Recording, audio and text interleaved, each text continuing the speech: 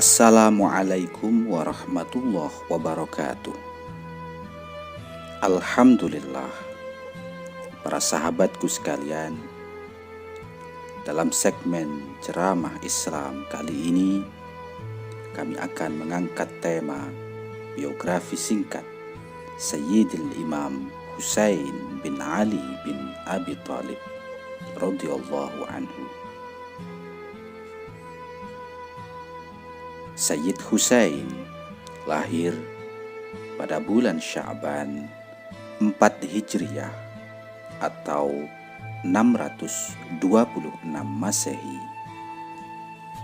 Berarti jaraknya antara Sayyid Hasan kakaknya itu hanya 1 tahun. Seperti Sayyid Hasan, Sayyid Husain juga pernah menjalankan ibadah haji dengan berjalan kaki dari Madinah ke Mekah sampai 25 kali pulang pergi. Dan jarak antara Mekah dan Madinah itu kisaran 450 km. Di antara nasihatnya adalah, barang siapa dermawan, maka akan menjadi orang yang terhormat. Barang siapa yang bakhil, pelit, maka akan menjadi orang yang hina.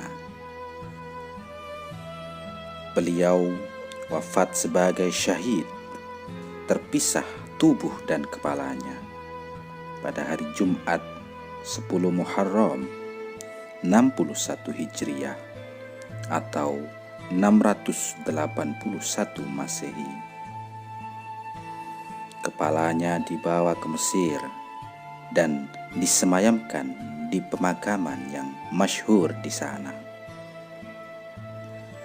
Orang-orang bertakzim menghormati kepada beliau dengan mengantar jenazahnya sambil berjalan kaki dengan kaki terbuka tanpa beralas kaki, sendal atau sepatu, mulai dari kota Gaza sampai Mesir.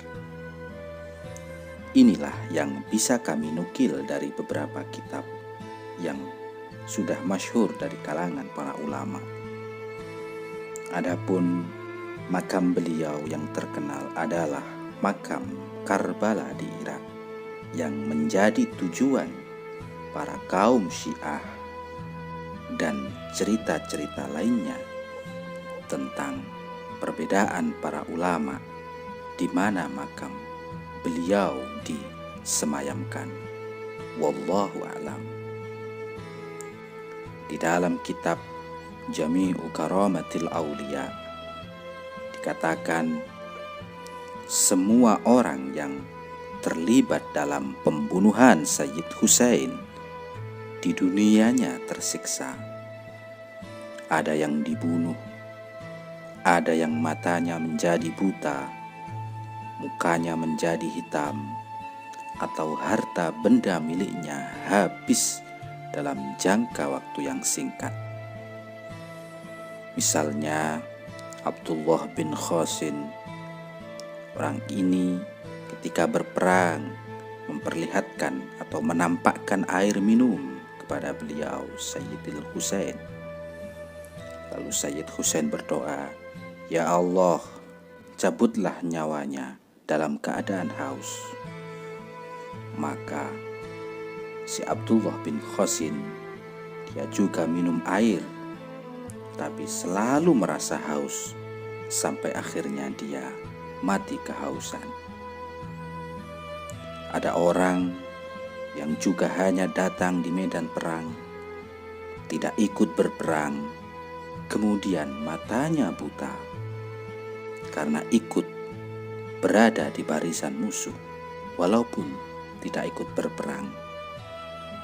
Ketika ditanya, dia mengatakan waktu itu dia melihat Nabi sedang menghunus pedang dan di hadapannya ada 10 orang yang membunuh Sayyid Husain dan 10 orang yang memenggal Sayyid Husain, ini semuanya dihukum mati atau disembelih semua. Kemudian Nabi mencaci maki orang itu dan menyalah-nyalahkannya, karena orang itu menambah bilangan musuh, ikut berada pada barisan musuh, walaupun kenyataannya tidak ikut berperang. Lalu matanya dicelai dengan darahnya Sayyid Husain sehingga menjadi buta. Dan sungguh sangatlah biadab sekali orang-orang yang telah membunuh Sayyid Husain. Dalam kitab Tabaqat karya Syekh Asy-Sya'rani disebutkan, setelah Sayyid Husain terbunuh, kepalanya dipotong lalu dibawa lari. Dan setelah lama dalam perjalanan, mereka yang membawa kepala Sayyid Husain beristirahat. Kemudian mereka menemukan ada kolam atau pulpen dari besi yang keluar sendiri dari sebuah pagar tembok. Lalu pulpen itu menulis dengan bunyi, "Atarjuna ummatan qatalat Husainan syafa'at jaddihi yaumal qiyamah." Apakah orang-orang yang membunuh Sayyid Husain itu masih mengharap ingin mendapat syafaat dari kakeknya, yaitu Nabi Muhammad SAW besok di hari hisab? Demikianlah sejarah singkat tentang biografi Sayyid Husain. Semoga bisa menambah wawasan keilmuan kita. Mohon maaf atas segala kekurangan. Wallahu a'lam bishawab. Wassalamualaikum warahmatullahi wabarakatuh.